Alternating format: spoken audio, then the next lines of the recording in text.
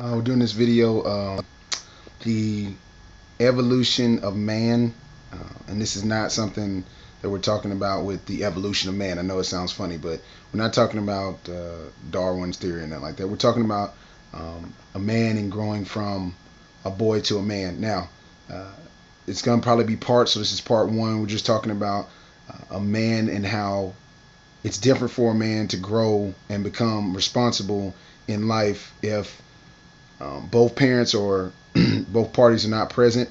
It's very difficult for a well-rounded man to become that way with a predominantly one-sided situation as far as parents.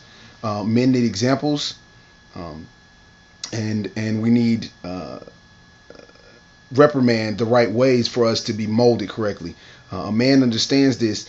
I'm not saying that women don't. What I'm saying is that you need boys need a male and a female, to become functioning adults when it comes to just certain type of situations where those teachings would have to pull from both sides of the spectrum, from a male and female, for them to make judgment calls. I'm not saying that anything's wrong with single parents except for the fact that they're single parents. I mean, that's, for me personally, I think it's wrong only on the child's environment, as far as giving them a apple and an orange. I'm not saying that it can't be done and it hasn't been done. What I'm saying is that it's better for a child to have both parents, regardless of what others may think, because it helps them to relate to both parties as they get older.